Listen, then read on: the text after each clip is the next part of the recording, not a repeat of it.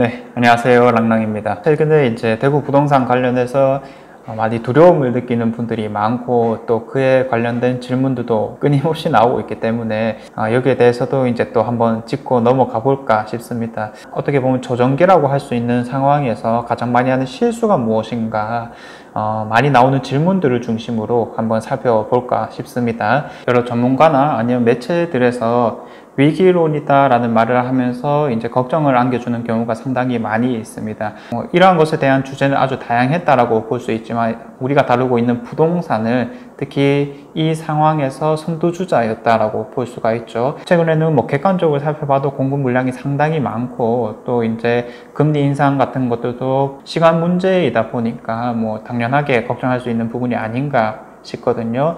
자, 그런데 이러한 위기론이라고 하는 것은 매년, 매 순간 존재해 왔습니다. 항상 근거들이나 뒷받침할 수 있는 주장들은 비슷해 왔던 것 같아요. 지금 가격이 너무 올랐기 때문에 거품이다. 그리고 금리 인상이 될 것이다. 공급 물량이 많다라고 하는 것은 올해뿐만 아니라 작년, 그리고 저작년, 2년 전, 3년 전에도 항상 나왔던 말이라고 볼 수가 있는 거겠죠. 그럼 왜 이런 위기론들이 계속 화두가 되는 것이냐? 그래야만 주목을 받기 때문인 거죠. 저도 이제 유튜브를 하고 있는 입장에서 특히 부동산 전문 유튜버라고 하는 사람들은 이 폭락, 대위기 이런 키워드들이 들어가 있어야지 사람들이 조금 더 많이 보는 경향이 있습니다.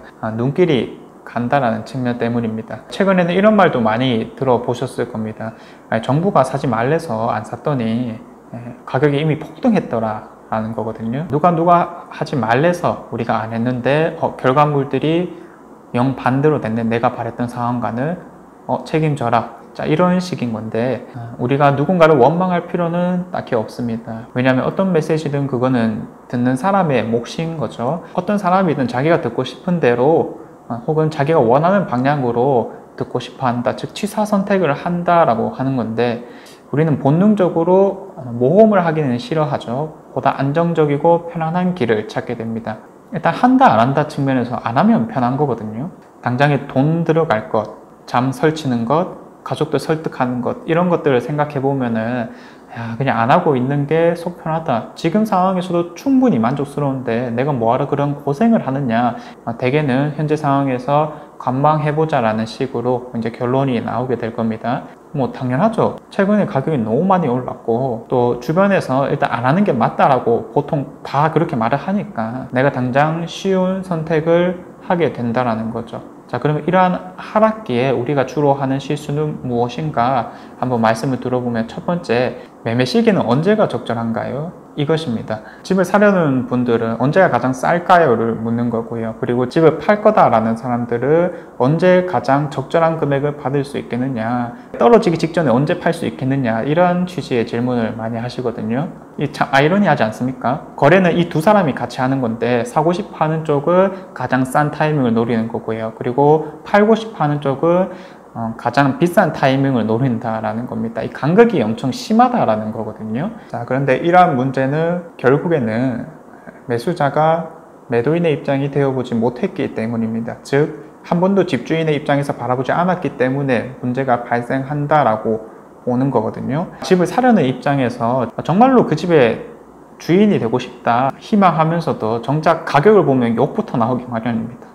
이게 비싸 이런 건데, 제가 평소에 이제 상담하시는 분들이나 아니면 교육생 분들 오시는 분들에게 이런 질문을 많이 던집니다. 여러분들 지금 그 관심 있는 아파트를 사게 된다면은 얼마에 사고 싶으세요? 라고 물었을 때 어떤 특정한 금액을 말하거나 아니면 대부분은 이렇게 말합니다.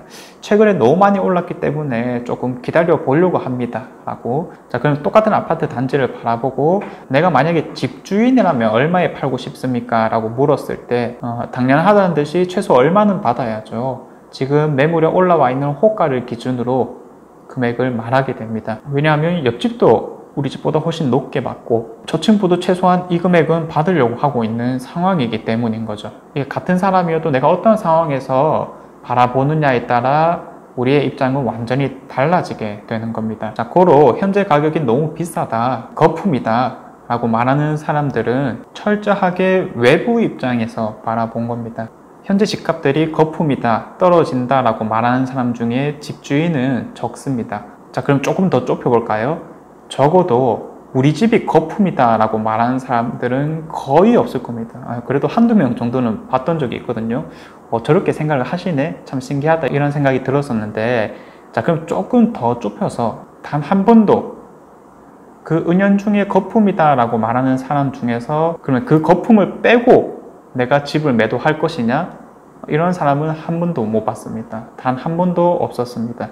우리가 사는 입장에서만 그 물건을 바라보게 된다면 살 수 있는 물건은 없다라는 거죠. 입장 차이가 분명하기 때문에. 자, 그래서 우리가 해야 되는 행동들을 내가 집주인이 된다면은 그곳의 미래 가치는 어떻게 될 것이냐, 그리고 그 미래 가치가 확실한 곳이다 라고 판단이 들었을 때는 지금 현재 적정 가치는 얼마이고 내가 또 거기서 얼마나 싸게 살 수 있을 것인가, 그런 것들을 생각해 봐야 된다라는 거죠. 자, 그래서 보통 이렇게 이제 말씀을 드립니다. 파는 사람은 이거 팔고 그럼 뭐를 살 건지, 그 다음 살 것에 집중하라 라고 말씀을 드리고요.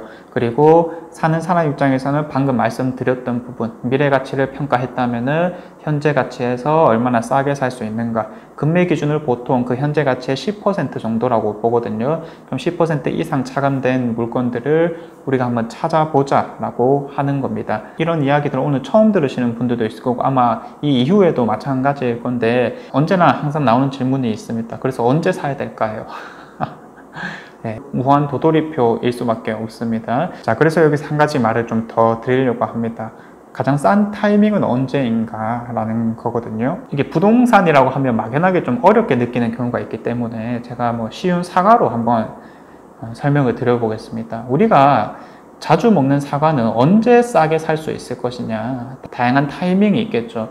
뭐 예를 들어서 올해 수확량이 너무 많기 때문에 전국적으로 사과값이 내렸다라고 하거나, 자, 아니면은 이런 것을 뭐 수확한 곳이 기존에 알려진 곳이 아니고 처음 보는 곳인데 이렇다 하거나, 아니면 모양이나 맛 등이 상대적으로 좀 떨어지기 때문에, 품질이 떨어지기 때문에 라고 볼 수가 있겠죠. 또는 당장 사과 주인이 급한 돈이 필요하니까 떨이로 좀 처리를 하고 싶은 겁니다.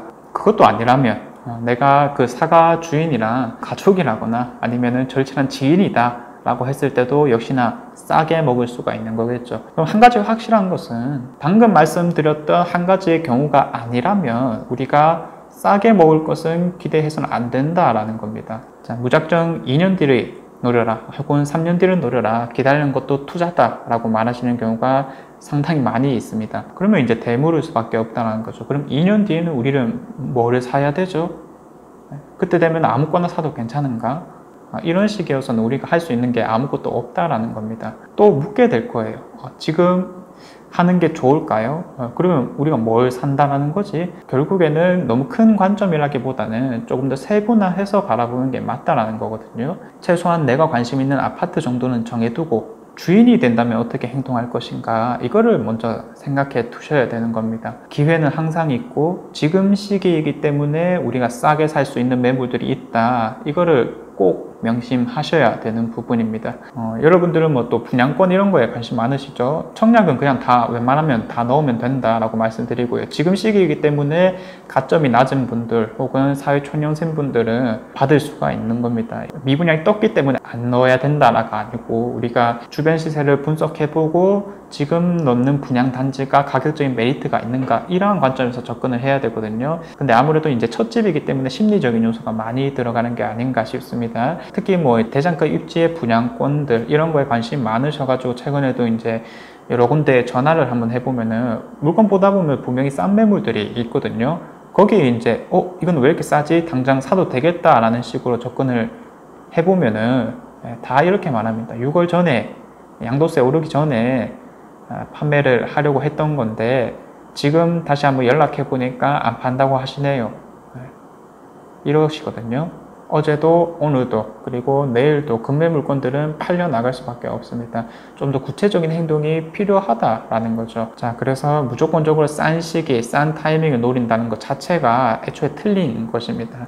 부동산적으로 호황이다라고 하면은 이미 가격이 많이 올랐을 거니까 우리가 그 딱 오르기 직전에 정말 물건을 잡는다? 어려운 시기에 나온 매물을 잡는 것보다 훨씬 어려울 겁니다. 그리고 지금 잡는 사람보다 훨씬 더 높은 가격으로 잡게 될 겁니다. 항상 기회는 따로 있는 게 아니다라고 말씀을 드립니다. 오늘 이야기를 통해서 전달해 드리고 싶은 것은 여러 가지 팩트들과 그리고 내가 듣고 싶어 하는 말, 이 두 가지를 명확하게 구분할 줄 알아야 된다는 겁니다.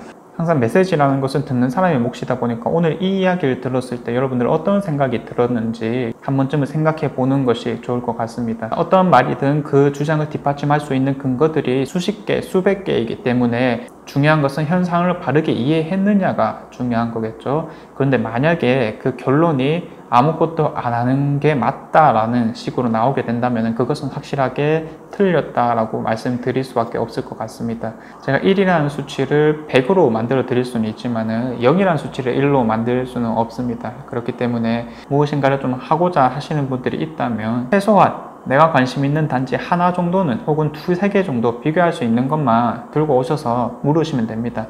그러면 어떤 것이 가장 최선인지 말씀을 드려보도록 하겠습니다. 자, 그래서 최근 들어서 늘어나고 있는 이 불안감에 대해서 한번 이야기를 해봤고요. 결국 우리가 어떻게 행동하느냐가 중요한 부분이다 보니까 그 행동하는 것에 있어서 조금은 정리를 해드렸습니다. 자, 그래서 오늘 제가 준비한 내용은 여기까지고요. 다음에는 더 좋은 내용으로 한번 찾아와 보도록 하겠습니다. 감사합니다.